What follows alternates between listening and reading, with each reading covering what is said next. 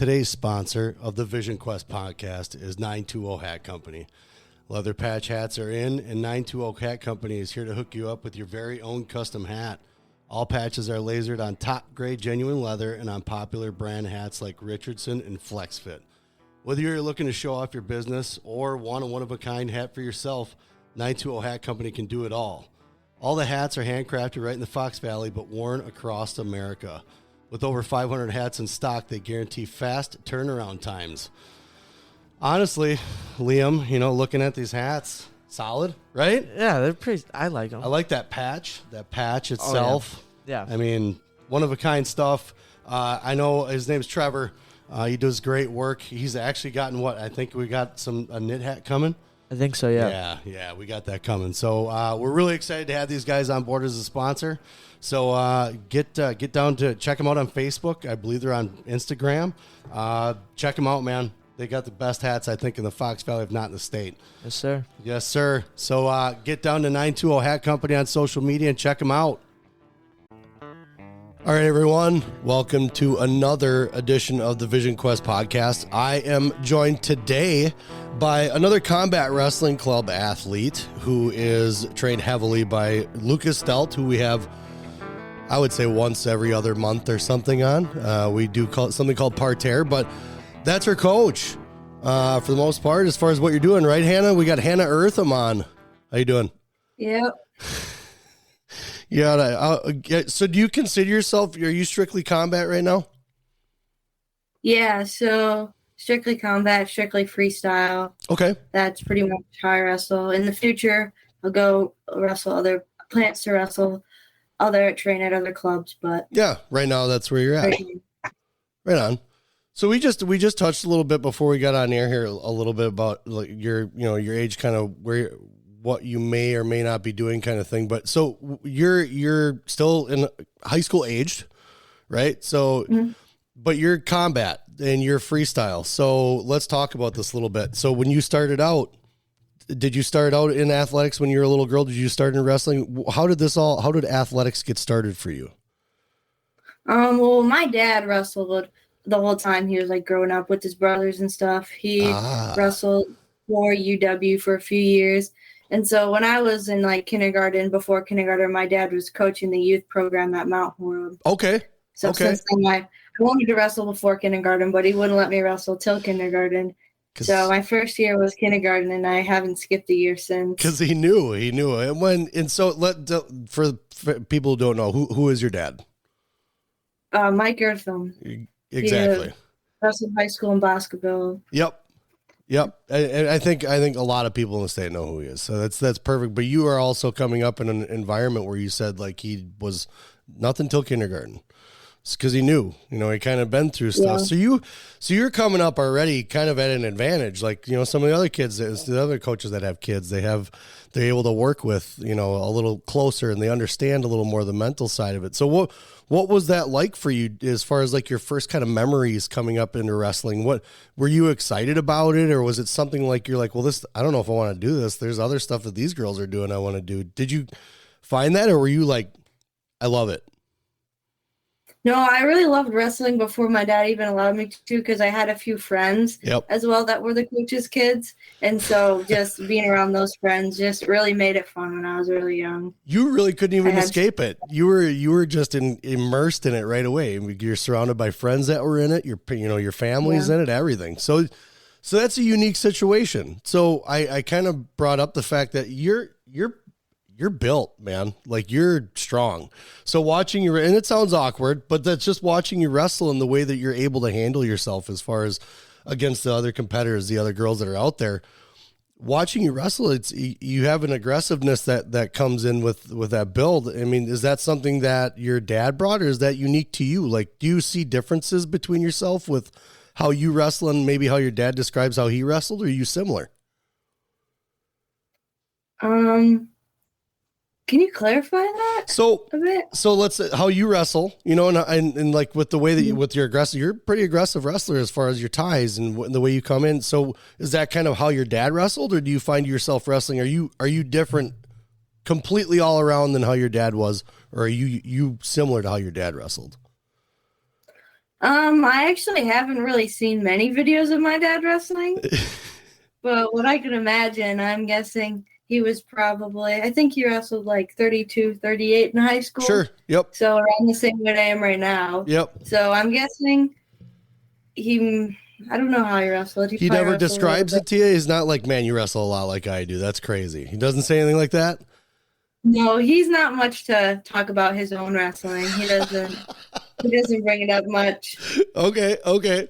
So what's earlier on? What are some of your first memories on a wrestling mat? Like what do you remember as a kid coming up? Was it just having those friends around and rolling around the mat, or is there a tournament you remember that sticks out the most in your memory as far as being a youth wrestler? Yeah, being around my friends, and a lot of my cousins wrestled as well. My uncle coached me too. So just being around friends and family all winter long it really just made me want to keep wrestling because my whole family was around. So yeah. So you're kind of coming up really. I want to think in the years is kind of when the girls wrestling scene really started to build and actually started to gain momentum and really help the boys wrestling, which I will always say till the day I die. If it wasn't for girls wrestling, boys wrestling would be dead. Seriously. That's just the way it is. So with that being said, you were wrestling boys, I would assume right away, right? And that was kind of how you put into the mix. Did you find yourself having an easy time wrestling some of the boys because, you have the background, your dad was in wrestling, your friends were wrestling. Were you finding yourself once competition time came around as you're younger, as far as you can remember, having a fairly easy time, or did you struggle? I think I was probably about even with everybody just because at that age, the guys don't have the strength over girls at that age. So it's pretty even at that age, considering everybody just goes to youth practices and that kind of thing in the room everybody's just in. Yeah. Yeah. Very cool. It was about even up until middle school. Then it kind of, that's when it changes a little bit. Became uneven and I started wrestling more girls. Yeah. Sure. Well, and like Liam wrestled against Carly Keshker. He wrestled her, I want to say 2-3 years ago, the same weight, same everything. And she was still keeping up. I think she only lost to Liam by like 3 points. But, he's a kid and he's like, I got this. I'm going to get this. And he's coming off the mat after like the first period. He's looking at me. I was like, you better go, dude. You better go. These girls aren't messing around anymore, man. These guys are putting the work in. And like I said, I think you guys were tossing them around out at Lucas's place a little bit because, there's a difference. There's a difference between, I think, a lot of just how you guys have to operate as far as just muscle and throwing and just the way you have to position yourselves, or just a little difference. You guys might not see it and you're like, no way, it's the same. But it's a little different. There's just subtle differences in what you guys have to do. Did you find yourself struggling because, practicing with boys and things like that? Did you think in your mind that I'd rather be practicing with girls? I don't want to practice with boys anymore. I want to get with the girls and stick to that. Or were you just fine staying wrestling with boys? Well, when I was younger, I had like 1 or 2 practice partners in the room that was girls when I was actually younger. So there was a few years that I did practice with girls. Okay. But like when I would go out to clubs and stuff, I was always practicing with boys, and I never had a problem with it. Sure. Really, because they all knew me, they all respected me. Yeah. That kind of thing. So I really never had a problem with it.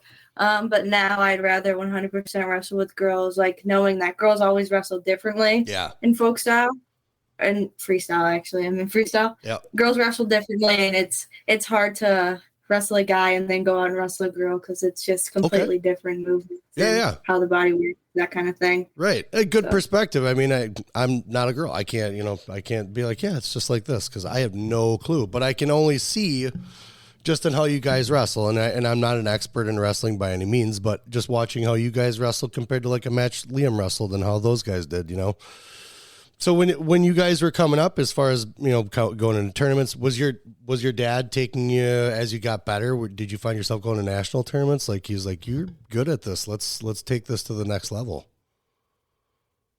I'd say he probably started taking me to national tournaments around, I want to say like 4th, 5th grade.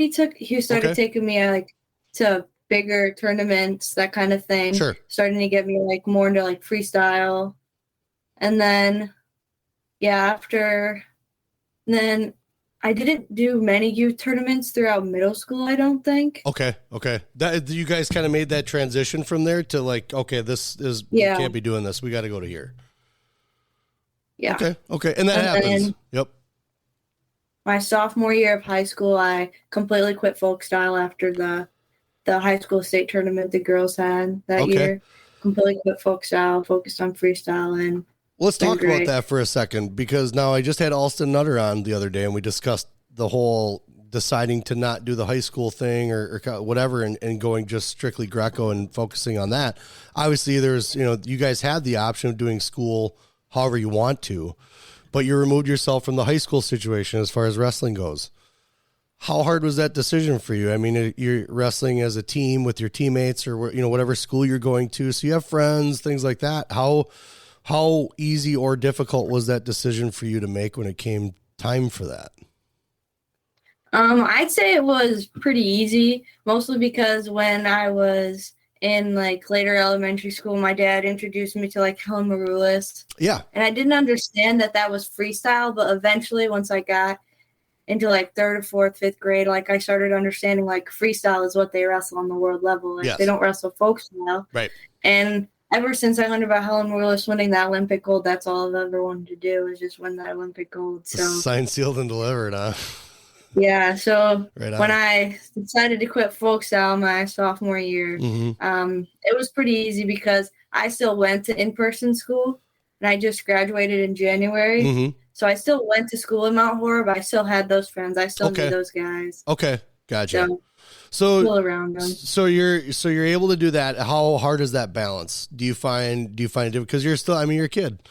You still have things you want to do in life as far as not just wrestling, but so I'm sure you have an outside life. Do you find you have a pretty decent balance? And it sounds like you have a good support system, so it's not like you're just left out in the breeze to figure things out. So, I mean, do you find challenges within what you're trying to do as far as keeping a healthy training lifestyle as well as a social lifestyle and just a regular lifestyle? Yeah, it's a bit hard sometimes when I'm always away from home. Yeah. And like I can't really hang out with some of my friends. Sure. But they understand. If they weren't my friends, they wouldn't understand. So that's key. And then I have lots of friends that I wrestle with and I see at tournaments, and so that's pretty nice. Do you find yourself more surrounded by like your wrestling families, I guess you would say, and than you are like outside friends? Do you find that group to be a little bit bigger than the outside friends? I'm not sure. I'd say my wrestling friends was a bigger group because I try to keep my groups just small. Sure. So I don't like, I have a few wrestling friends, a few outside friends. Cool. I just try to keep my circle small so I'm not like too stressed out with having to have so many friends and keep up with everybody and that kind of thing. Smart. Yeah, that's a good idea. I mean, that's kind of the wise thing to do. That way you're not spreading yourself too thin either. I mean, there's enough for everyone then, right? Yeah, I know it's definitely not for everyone. You got to be a little bit crazy. Yeah, that's for sure. And I think that's the biggest part of the reason why I asked so much as far as is your wrestling group bigger, because it is a different life.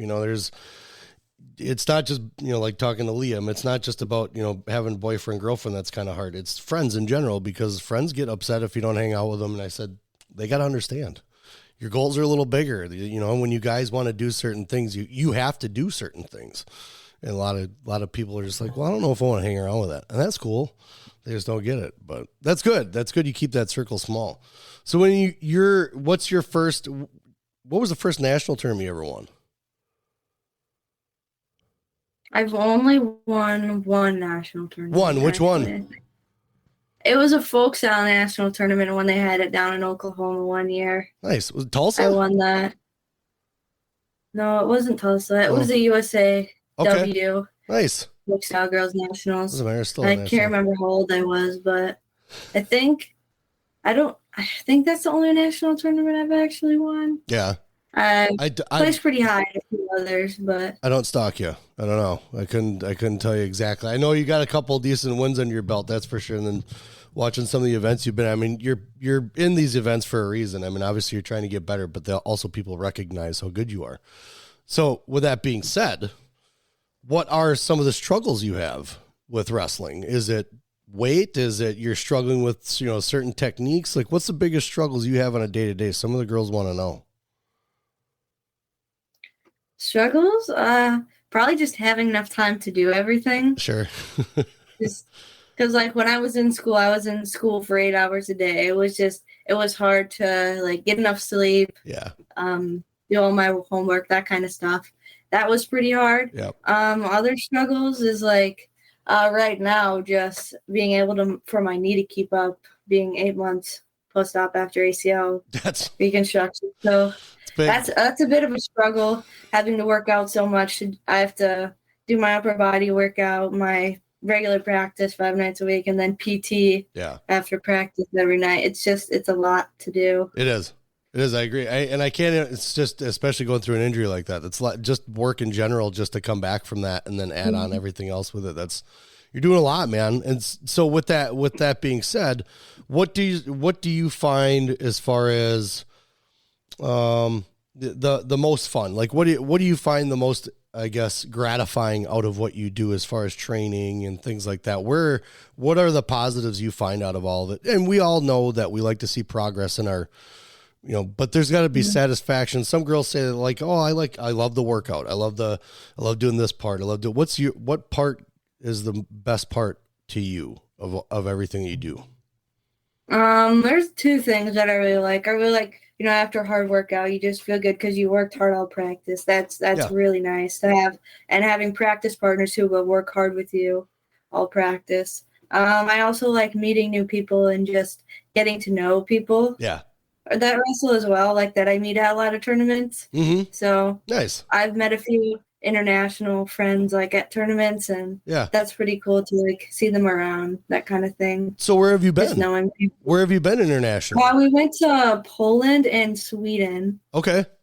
Nice. We went to Poland in 2021, I think. Okay. And then Sweden we went like about a year ago. Yeah, I think I remember. Yeah, I think the Clip and Open time, but they canceled that tournament last year, so we just went to the camp. Nice. Yep. Yeah, Lucas was talking about that. Yeah, nice. So with your future plans, I mean, there's only, like I said, you're young, so it's not like we have a 5-hour tail here. But with your future plans, what do you talk about the Olympics, but those are big, those are the goals out here. What are you looking for right now? Once you get done training, once your knee gets better, do you have any kind of a plan once you're all set and kind of worked out and everything's good to go? Yeah. So this summer I'll be wrestling freestyle state because they moved World Team Trials up to mid-April, and we just don't want to wrestle on my knee that early. Sure. Yeah. So we're going to start out at freestyle state. It's kind of like a tournament coming in from my knee injury because I haven't wrestled in a while. Yep. Then I think I'll set Northern Plains and then Fargo. Okay. Yeah. So well, maybe we'll see. That's the plan for this summer, and then the next years after that, just making those age level world teams. Yep. Traveling internationally at those camps and competitions just to get that experience. That's the combat plan. That's right. That's right. Well, because those are your goals, man. Those world competitions. That's right.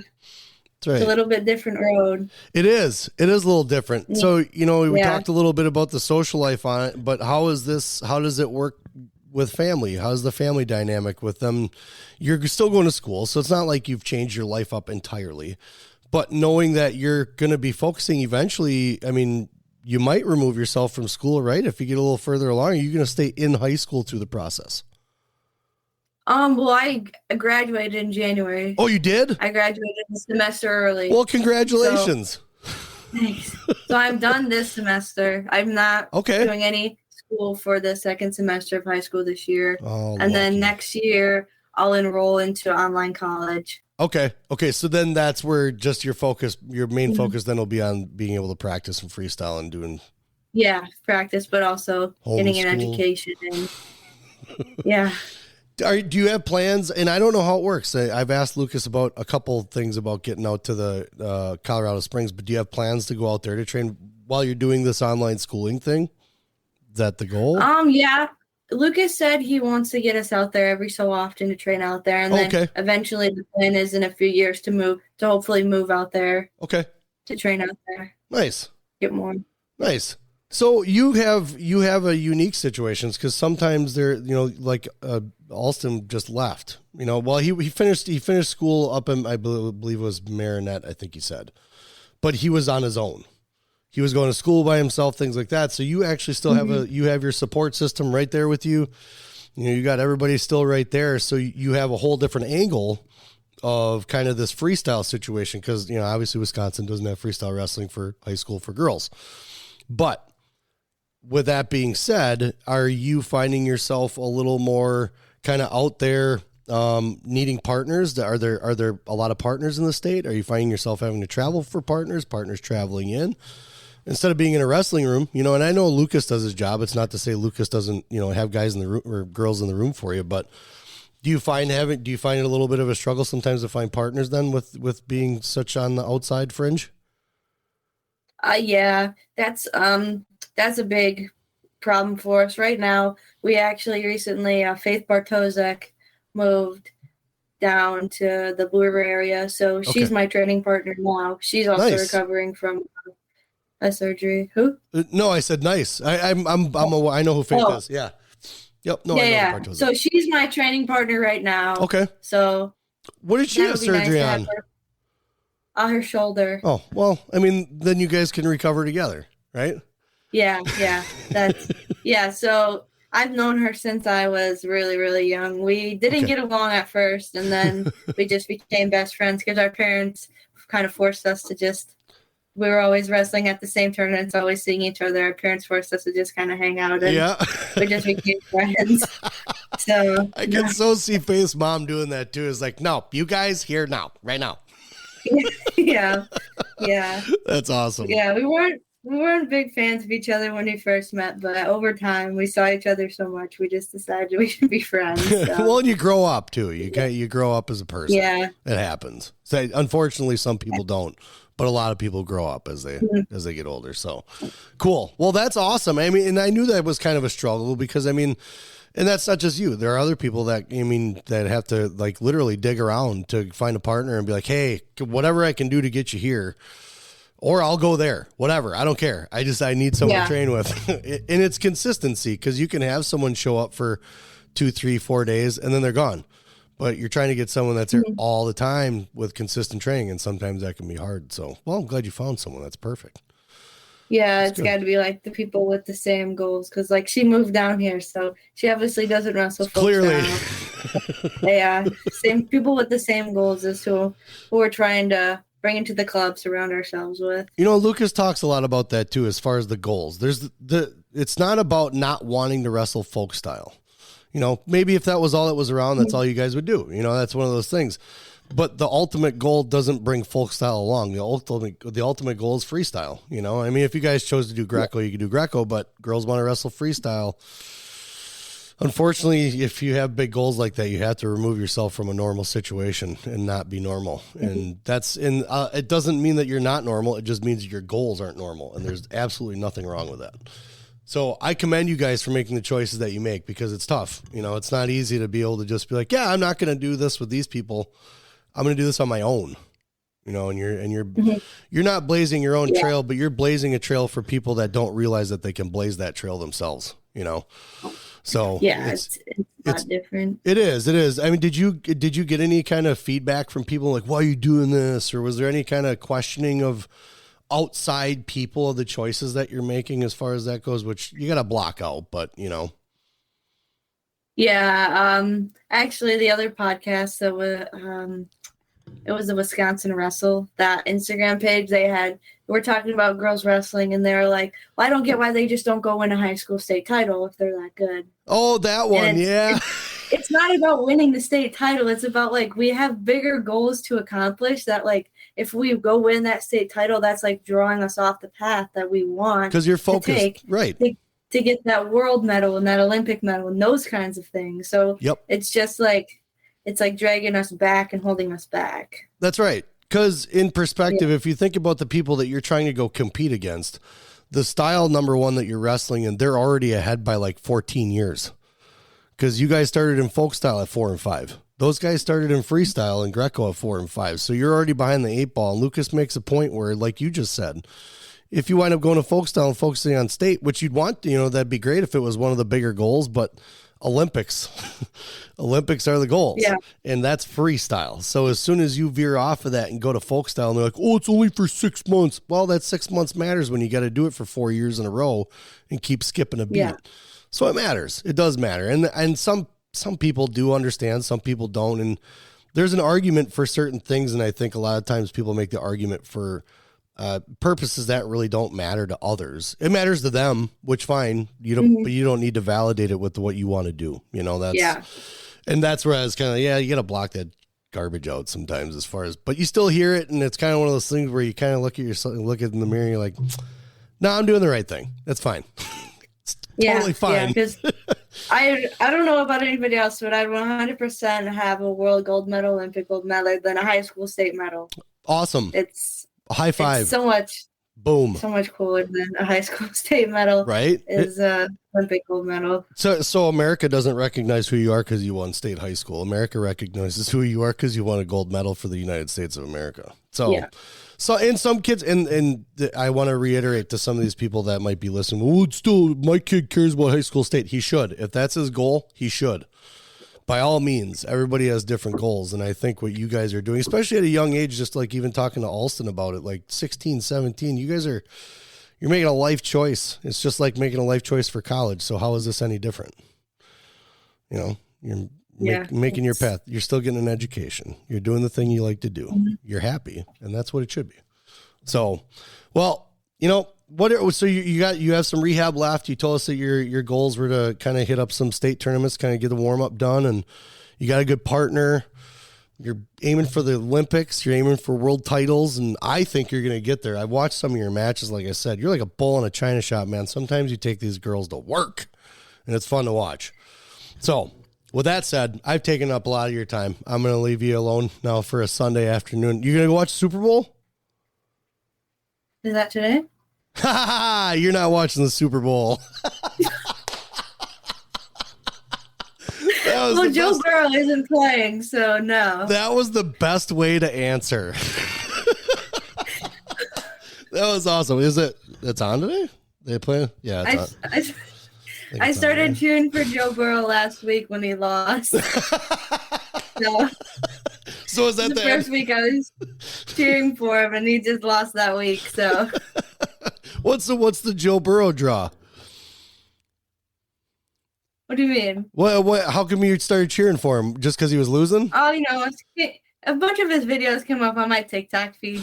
Seems like a likable guy, so why not cheer for him? If I gotta cheer for somebody but the Packers. Right on. No one wants to cheer for the Packers anymore. I think the Packer fans are mad at the Packers. Yeah. Oh man, Hannah, it's been awesome. I appreciate your time. By all means, when you have something going on in the future, we'll be watching, and we definitely want to try and get you back on. So I appreciate your time. Say hi to the parents. Yep. Say hi to Lucas. Give him a good kick to the shin and the face for me, and tell him I said hi. Yeah, sometimes he makes me a little angry. No way.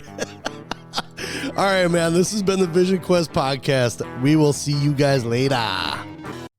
All of our episodes are brought to you by Appleton Tattoo, located at 117 South Appleton Street in Appleton, Wisconsin, right off the main drag on College Avenue. You can't miss them. I've had some work done. I have a Celtic cross that covers my back that was done by Jason. We're not done yet. Jason Winans and crew, the artists that he have there, those guys are the best in the Fox Valley. They are definitely one to go to if it's something that you've just been kind of throwing around. They'll make you feel comfortable. It's a very clean environment, very nice crew, and very willing to get done whatever you need done when you need it done. You can message them on Facebook. I know they're on Facebook. You can give them a call at 920-604-8289 and get in touch with Jason Winans and crew at Appleton Tattoo, located again in Appleton, Wisconsin at 117 South Appleton Street, right in Appleton. Very flexible hours, great crew, clean environment again. I would not send you anywhere else except for these guys. Appleton Tattoo.